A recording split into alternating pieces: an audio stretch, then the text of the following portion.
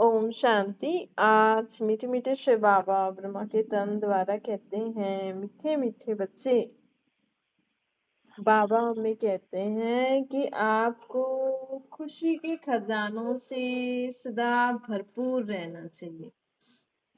आजकल लोग स्थूल धन से भरपूर रहने के लिए कितनी मेहनत करते हैं, कितना भ्रष्टाचार करते हैं, कितना झूठ पाप का सहारा लेकर अपनी तिजोरियां पैसों से भर के रखें।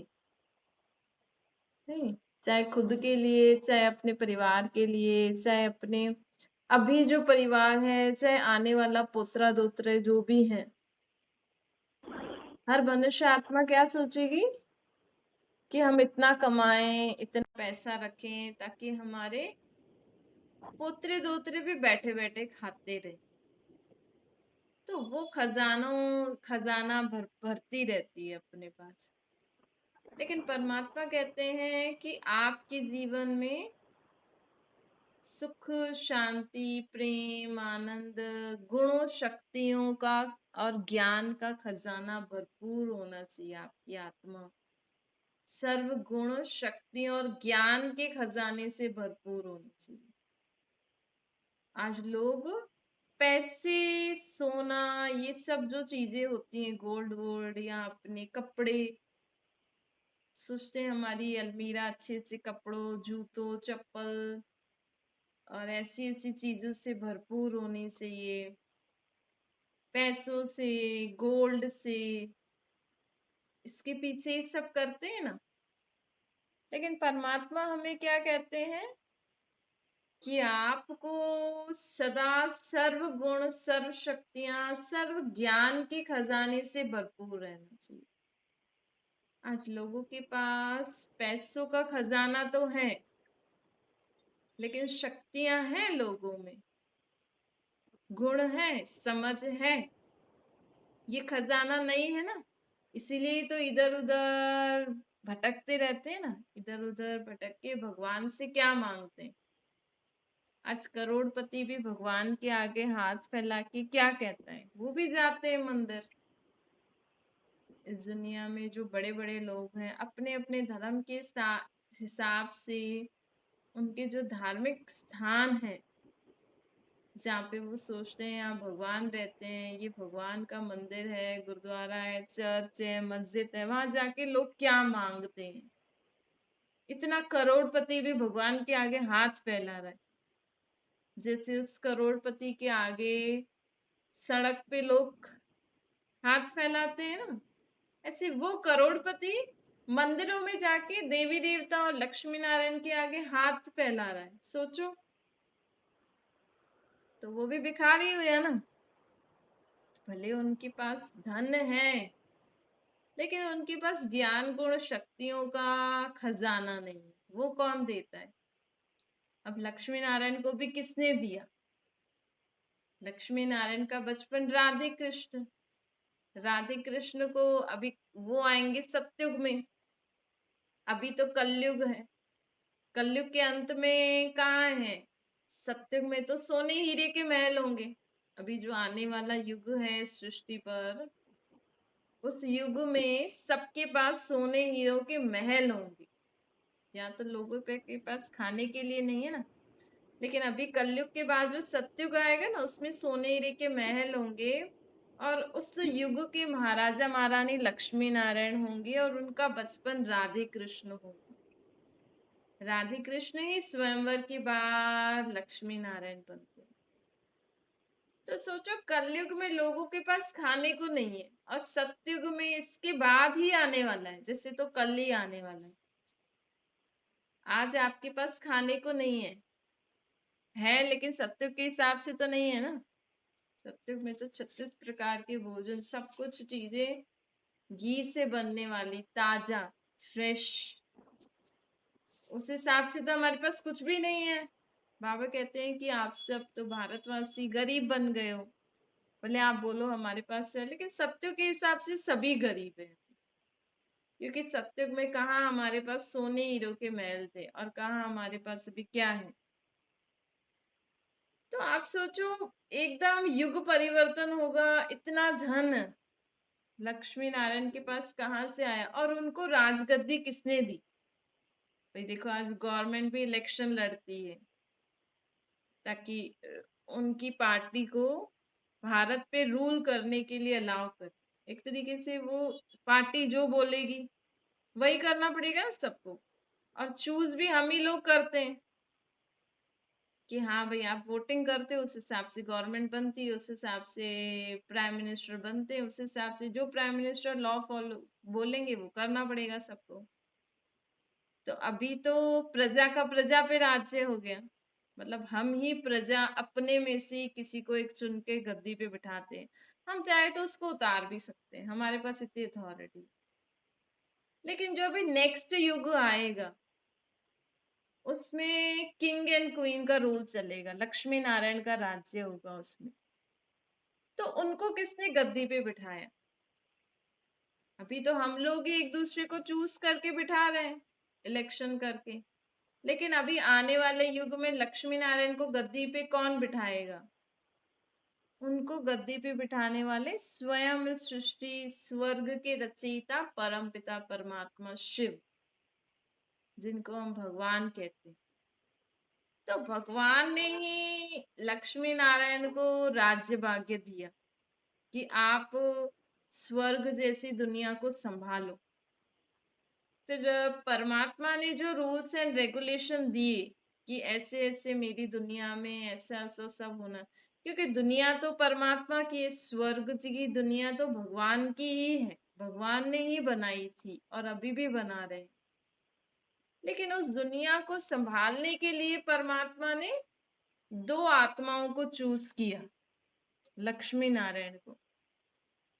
आत्मा ही शरीर लेती है ना, तो देखो हम इस दुनिया में भी करोड़ों आत्माएं हैं। इतनी करोड़ों आत्माओं में से दो आत्माओं को चूज करेंगे भगवान, जो आने वाली दुनिया को संभालेंगे, स्वर्ग की दुनिया। तो सोचो वो इतनी सारी आत्माओं में से दो आत्माएं कौन होंगी? हैं अभी इसी दुनिया में, हमारे जैसे ही शरीर हैं उनके, लेकिन उनकी आत्मा में ये ज्ञान गुण शक्तियों का खजाना होता है। परमात्मा इस समय हमें आकर कहते हैं कि जो आत्मा मुझे याद करके मेरे से, मेरे पास, भगवान के पास जो ज्ञान गुण शक्तियां हैं, जो दुनिया में लोग मंदिर गुरुद्वारे चर्च में जाके मांगते हैं ना भगवान से, किसी भी रूप में मांगते हैं, लेकिन सभी मांगते हैं एक ही चीज मांगते हैं, शक्ति दो, सुख दो, शांति दो, आनंद दो, यही मांगते हैं ना। तो शक्तियों में बहुत सारे शक्तियां आ गई, गुणों में बहुत सारे, कोई कौन सा गुण मांगेगा, कोई कौन सी गुण मांगेगा, कोई कौन सी समझ मांगेगा। तो इस समय स्वयं परमात्मा हमें खुद आकर देते हैं, बोलते हैं अब मुझसे मांगो नहीं, आप जितना अपने को आत्मा समझ के मुझे निराकार रूप में याद करोगे और संकल्प करोगे कि मैं सर्व गुणों से संपन्न मास्टर सर्वशक्तिवान मास्टर ज्ञान का सागर हूँ, और जो परमात्मा हमें ज्ञान गुण शक्तियां दे रहे हैं उनको जब हम कार्य में लगाएंगे तो हमारी आत्मा इन ज्ञान गुण शक्तियों से भरपूर हो जाती है। तो जब जिस आत्मा में ज्ञान और गुण और शक्तियां होती है ना, उनके पास स्थूल धन आपे ही आता है भाग भाग के। तो लक्ष्मी नारायण की जो दो आत्माएं हैं, दो, उन्होंने इस समय परमात्मा से सर्व ज्ञान सर्व गुण सर्व शक्तियां स्वयं की आत्मा में धारण किया। जिस आत्मा के पास गुण होते हैं ना, दुनिया वाले उनसे ही तो मांगते हैं ना भाई। अगर समझो किसी के पास हर्षित मुक्ता का गुण है, संतुष्टता का गुण है, निर्भयता का गुण है, तो सब लोग बोलते हैं ना देखिए कितना संतुष्ट रहते हैं, आप भी ऐसा रहा करो, इनसे सीखो कुछ। बोलते हैं ना कि हाँ इनसे सीखो, कितना संतुष्ट रहते हैं जीवन में, कितना खुश रहते हैं, कितना निर्भय रहते हैं। तो जैसे घर में भी होता है ना, कभी कभी किसी के माँ बाप, कोई कोई होता है, कोई किसी को देखेंगे, अरे ये कितना हर्षित मुख है ना, कितनी भी परिस्थिति आ जाती लेकिन सदा हंसते रहते हैं, तो लोग बोलते हैं ना, हाँ इनसे सीखो। हमें अब उनको भी बोलते हैं कि आप तो सदा खुश रहते हो, हमें भी सिखाओ ऐसे। कोई सहनशील होता है तो बोलते हैं कि आप कितने सहनशील हो, हमें भी रहना सिखाओ। तो मतलब ये गुण, ये शक्तियां, ये जिस आत्मा के पास होती है ना, उनके पास परमात्मा का दिया हुआ खजाना है। और वो सिर्फ उनके पास नहीं, हमारे पास भी होता है। कहते हैं ना, मेरे पास पहले सहन शक्ति थी, अब नहीं। मैं पहले बहुत निर्भय रहती थी, अब मैं डरने लगी हूँ। तो हमारे पास, हर आत्मा के पास ये गुण और शक्तियां और समझ होती है। कहते हैं ना, मेरी अब समझ खत्म होती जा रही है, अब मुझे कुछ समझ में नहीं आता है। तो हम सभी आत्माओं के पास परमात्मा का दिया हुआ ये खजाना था, अब नहीं। तो अब वापस कहाँ से मिलेगा? तो सिर्फ मंदिर गुरुद्वारों में तो आप बहुत समय से जा रहे हो, इतने सारे धार्मिक स्थान पे लोग जा रहे हैं, इतनी भक्ति कर रहे हैं, इतने ग्रंथ शास्त्र पढ़ रहे हैं, फिर भी लोग बोल रहे हैं मुझ निर्गुण आर्य में कोई गुण नहीं, हे भगवान हमें शक्ति दो। हर साल लोग कितनी बार नवरात्रे मनाते हैं, शक्तियों का आह्वान करते हैं। अब अगर हमें नवरात्रा करने से शक्तियां मिल रही हैं, तो कम से कम हमें मिलने के बाद तो हम क्यों करें फिर नवरात्रा? अगर आपको अभी जो नवरात्रे गए उसमें आपको देवियों ने शक्ति दे दी, तो फिर आप थोड़े दिन बाद फिर से नवरात्रा करने लग जाएंगे, फिर से शक्ति दो। और अभी जो मिली है आपको, उससे आप अपने जीवन में चल रहे हो तो संतुष्ट हो। अभी हर देवी शक्ति देती है, तो आपके जीवन में इतनी शक्ति आई कि कम से कम अब जो नेक्स्ट नवरात्रा से पहले तो आप शक्तिशाली रहो ना। फिर भी आप रोज मंदिर जा रहे हो, रोज भक्ति कर रहे हो, हे देवी हमें शक्ति दे, शक्ति दे। तो देवी सुन रही है या सिर्फ आप अपना टाइम वेस्ट कर रहे हो, पैसे वेस्ट कर रहे हो? तो मतलब कि हम मनुष्य आत्माओं में वो शक्तियां, वो गुण, वो नहीं आ रहे, इसलिए हम रोज रोज भगवान के आगे हाथ फैला रहे हैं कि हमें दो, दो, दो। आप किसी स्कूल में टीचर के सामने ऐसे हाथ फैलाओगे? क्योंकि हमें ये शक्तियां, ये गुण, ये ज्ञान, समझ, बुद्धि, ये हमें परमात्मा ही देते, क्योंकि ये आत्मा में होती है ना, और आत्मा का बाप परमात्मा ही है। आपके माँ बाप भी क्या बोलेंगे? भगवान को याद करो, वो आपको शक्ति दे। क्योंकि हमारे माँ बाप संबंधी भी हमारी शरीर के लिए जो चीजें चाहिए वो हमें दे सकते हैं। आज माँ बाप बच्चों को पढ़ाएंगे, पढ़ा लिखा सकते हैं, पढ़ लिख के बच्चे कमाएंगे, कमा के क्या करेंगे? शरीर को ही खिलाएंगे पिलाएंगे। आत्मा में शक्ति भर सकते हैं क्या पढ़ने से? कोई है ऐसी पढ़ाई जिससे हम अपनी आत्मा में सर्व गुण, सर्व शक्तियां, सर्व ज्ञान, समझ भर सकें? आज आप स्कूल में भी समझ जो होगी, वो भी इसी दुनिया के लिए होगी। हाँ भाई, ये चीज कैसे बनती है, ये चीज कैसे बनती है, ये चीज कैसे बनती है। स्कूल में ऐसे पढ़ाते हैं क्या कि कभी ऐसी कोई परिस्थिति आ जाए तो उसके लिए हमें कौन सी समझ चाहिए, कौन सी शक्ति चाहिए? ये तो सब मांगते ही भगवान से। लेकिन फिर भी दुनिया में लोग इतने सारे भगवान बना के बैठे हैं, फिर भी रोज रोज मांग ही मांग रहे हैं। तो ये सब गुण, शक्तियां और ज्ञान हमारी आत्मा में कब आता है? मांगने से नहीं आएगा। जब आप अपने को आत्मा समझोगे कि हाँ, मैं आत्मा में ये गुण, शक्तियां, ज्ञान नहीं है, और ये मुझे मेरा बाप परमात्मा ही दे सकता है। और जब हम अपने को आत्मा समझ के परमात्मा को याद करते हैं ना, जिस समय आपने उनको अपना बाप माना कि हाँ, वो बड़ा बड़ा बाबा मुझ आत्मा का बाप है, और वो सर्व गुण, सर्व शक्तियों, सर्व ज्ञान का सागर है। जब वो मेरा बाप सागर है, तो मैं भी तो मास्टर सागर हुआ ना। मैं भी तो परमात्मा का बच्चा हूँ। तो मेरा बाप तो सर्वशक्तिवान, तो मैं शक्तिहीन क्यों? मैं भी मास्टर सर्वशक्तिवान हूँ। ये नशा होना चाहिए। जैसे आज किसी के फादर की कपड़े की शॉप है, तो वो कितने नशे से बोलता है, अरे मेरे पापा के पास तो बहुत कपड़े हैं, मैं तो रोज रोज नए नए कपड़े पहनता हूँ, मेरे को कपड़ों की कमी थोड़ी है, जूतों की कमी थोड़ी है। तो वैसे ही हमें भी नशा होना चाहिए। अरे मेरा बाप सर्वशक्तिवान, और मैं ऐसा बोल रही हूँ कि मेरे में सहन शक्ति नहीं है, तो ये अच्छा लगेगा? ये तो वही हो गया कि आपके किसी के फादर के कपड़े की शॉप है, और वो बोले अरे मेरे पास कपड़े ही नहीं है, बोलेंगे ना अरे आपके पापा के शॉप है, जाके ले लो। तो वही हम भी, परमात्मा भी बोलते हैं कि हम मनुष्य आत्माओं ने भगवान को अपना बाप न मानकर उनको भगवान समझ लिया और खुद को नीच पापी कह रहे हैं। कह रहे हैं भगवान को तुम मात पिता हम बालक तेरे, पर आप सोचो, आपने कभी भगवान को अपने बाप के संबंध में याद किया, अपना बाप माना? जैसे आप अपने देहिक माँ बाप संबंधियों को के लिए कितना प्यार, कितना रिगार्ड, अरे ये मेरे पापा हैं, ये मेरी मम्मी है, ये मेरे भाई है, मेरी बहन है, ये मेरा फलाना फलाना है।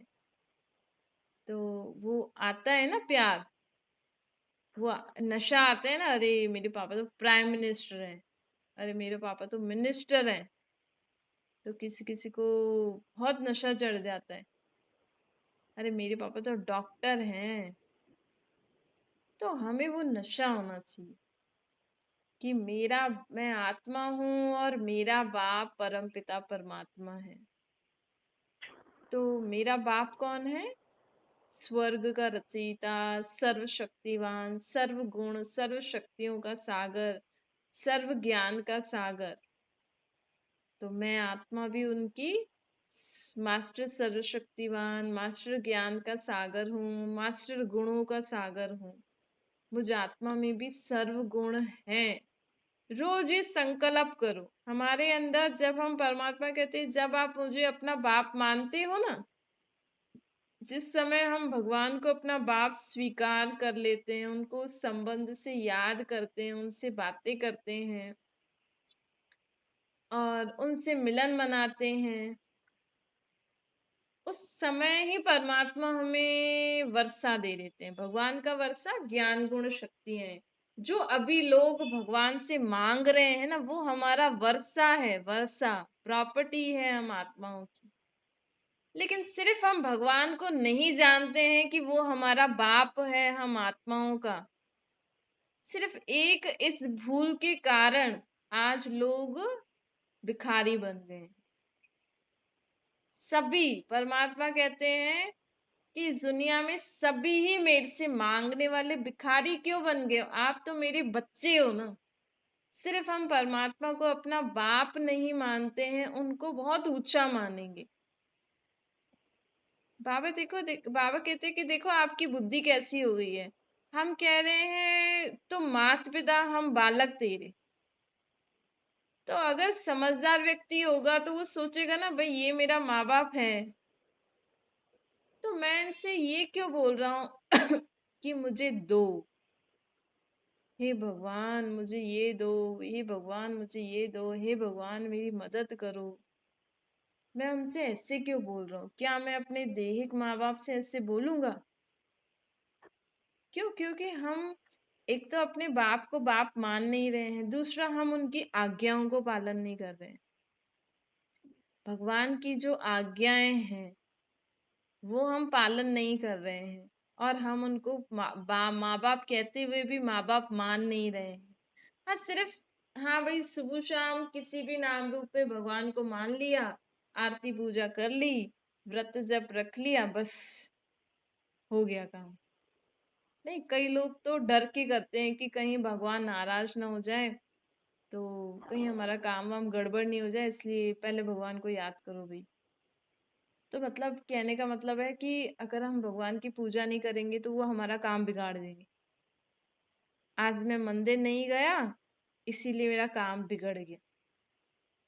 मतलब भगवान ने बोला आज तुम मेरे मंदिर नहीं आए, किसी भी रूप में मंदिर, चाहे हनुमान चाहे गणेश चाहे किसी भी देवी में को आप भगवान मानते हो, आज मैं मंदिर नहीं गया ना, इसलिए मेरा सारा दिन खराब गया। तो मतलब भगवान कहते हैं कि आप मेरे से मिलने नहीं आओगे तो मैं आपका दिन बिगाड़ दूंगा। तो या तो सिर्फ वो उनसे मिलेंगे तो ही वो हमारी मदद करेंगे, नहीं तो नहीं करेंगे, ऐसा। भाई मंदिर में जाके हम भगवान से मिलेंगे तो वो हमारी मदद करेंगे, नहीं मिलेंगे तो नहीं करेंगे। ये तो वो यही हुआ ना। तो देखो हमारी मेंटालिटी कैसी है, हमने भगवान के लिए कैसी कैसी सोच रखी है। अरे वो तो मेरा बाप है ना, वो तो उठते बैठते खाते पीते, जब हम सोते हैं तो भी वो हमारे साथ हैं।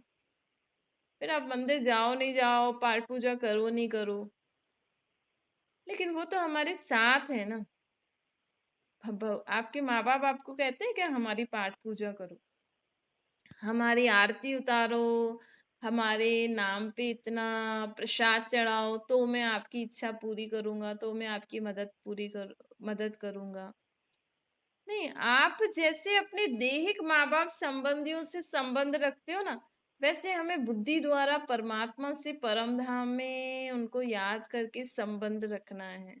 जैसे आप अपने माँ बाप से बोलते हो कि मम्मी आज ये हो गया, पापा आज ये हो गया, पापा ये हो गया, इस बात में ये हो गया, ये गड़बड़ हो गई, वैसे ही हमें परमात्मा को अपने बाप के संबंध, टीचर, सखा, साजन, कहते हैं ना सर्व संबंध तुझसे निभाओ, दोस्त बना लो उनको। तो उनको हर संबंध में हमें याद करना है और उनसे बातें करो मन ही मन में, और उनको अपना बाप मान के और सदा नशा रखो कि मेरा बाप सर्वशक्तिवान तो मैं मास्टर सर्वशक्तिवान हूँ।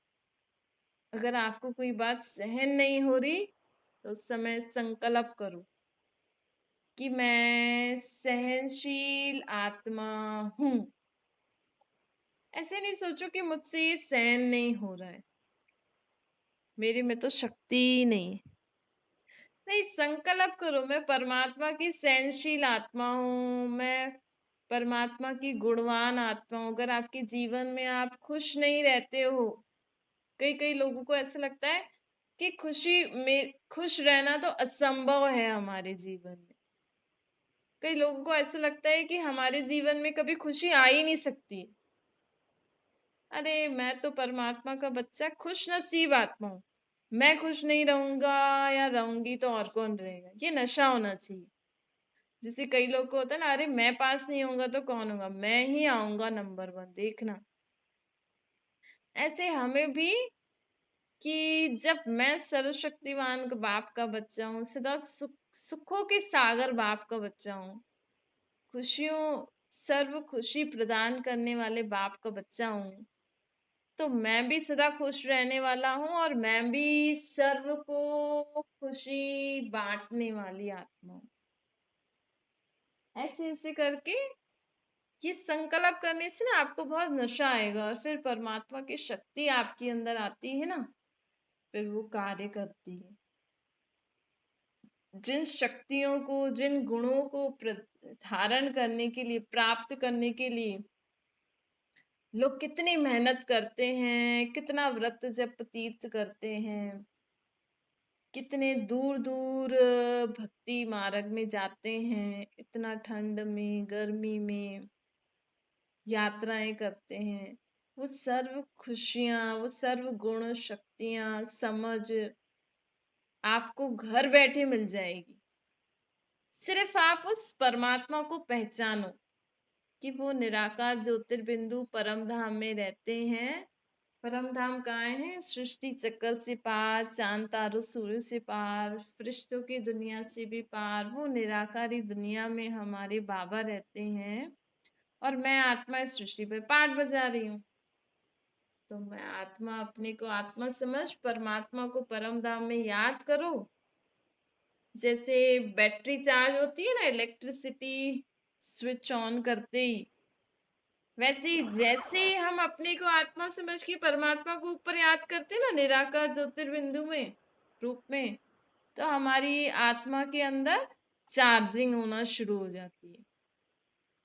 फिर आपको जो चाहिए, या तो आप सिर्फ याद करो तो अपने आप भरती जाएगी, नहीं तो आपको चाहिए अभी खुशी चाहिए, सहन शक्ति चाहिए, समझो अभी आपको कुछ सहन नहीं हो रहा, तो अभी सहन शक्ति चाहिए।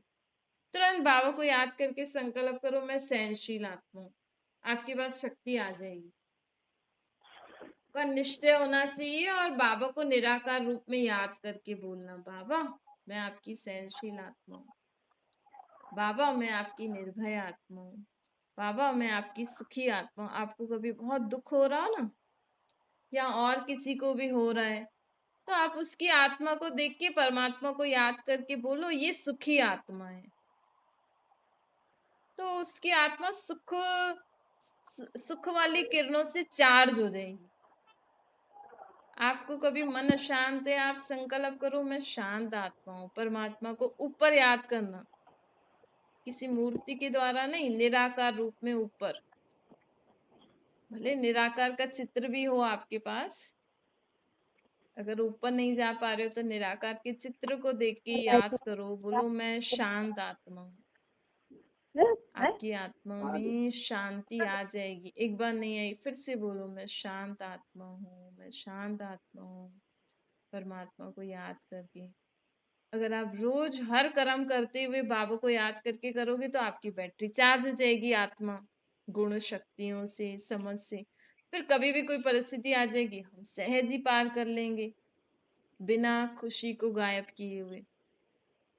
अच्छा, मीठे मीठे से खिलते बच्चों प्रति माता पिता बाप दादा का याद प्यार और गुड मॉर्निंग। रूहानी बाप की हम सभी रूहानी बच्चों को नमस्ते। हमारे भी रूहानी माता पिता बाप दादा को याद प्यार गुड मॉर्निंग और नमस्ते। वरदान है, परखने व निर्णय करने की शक्ति द्वारा सेवा में सफलता प्राप्त करने वाले सफलता मूर्त बनो। बाबा कहते हैं कि परखने की शक्ति द्वारा अपने बाप को पहचानो, अपने आप को पहचानो, समय को परखो। आप कोई भी काम करते हो ना, समय को परखो कि इस समय हमें क्या करना ठीक है, कौन सा काम करेंगे तो ठीक होगा, ऐसा परख कर निर्णय करो। फिर क्या करना है, कैसे करना है, कहाँ कौन करेगा, ये सारे प्रश्न समाप्त हो जाएंगे। तो अच्छे से परखो, फिर निर्णय करो, फिर कार्य करो, तो सफलता मिलेगी। मैं आत्मा हूँ, परमात्मा का बच्चा हूँ। अभी संगम युग चल रहा है, तो अभी मैं संगम युग पे परमात्मा का बच्चा हूँ, तो इस समय मुझे क्या करना। फिर आप जो भी काम करना हो ना आपको, उसको आप परखना, भाई इस समय मुझे ये करना है, ये करना है, इसको मुझे कैसे करना है। बाबा ने हमें सब विधियां बताई हैं। फिर बाबा की श्रेष्ठ मत पे कर्म कर दोगे तो सफलता मिल जाएगी। स्लोगन है, ज्ञान योग की लाइट माइट से संपन्न बनो, तो किसी भी परिस्थिति को सेकंड में पार कर लेंगे। ज्ञान अर्थात समझ, योग अर्थात शक्ति। तो जब हमारे अंदर समझ होती है, शक्ति होती है, तो समझ को हम लाइट भी कहते हैं, रोशनी। भाई समझ होगी अर्थात हमारी आत्मा में रोशनी है, उस कार्य को काम समझ है, उसको मतलब कि वो रोशनी है कि इसको कैसे करना चाहिए। और माइट अर्थात शक्ति। तो जब हमारे पास समझ भी होती है, शक्ति भी होती है, तो ये जो परिस्थिति आई है, इसको पार करने के लिए बाबा हमें हर सिचुएशन को पार करने के लिए ज्ञान भी देते हैं, शक्तियां भी देते हैं। बस हमें उस समय याद आना चाहिए कि हाँ, बाबा ने कहा था इस बात में ऐसा करो, बाबा ने सब बताया ना हमें। तो ऐसे हर बात के लिए जो बाबा की श्रेष्ठ मत है, उसको उस समय हमारी बुद्धि में टच होनी चाहिए। इसके लिए हमें रोज ज्ञान अच्छे से सुनो, समझो और उसका अभ्यास करोगे ना, तो आपकी बुद्धि में हर ज्ञान का पॉइंट फिक्स होता रहेगा। फिर कभी भी कोई बात होगी तो तुरंत याद आ जाएगा, बाबा ने ऐसा कहा है। तो बाबा को याद रोज करते रहेंगे तो शक्ति भी आ जाएगी, उस पॉइंट को यूज भी कर सकेंगे और परिस्थिति को पार भी कर सकेंगे सेकंड में। अच्छा, ओम शांति। बाबा को याद करिए,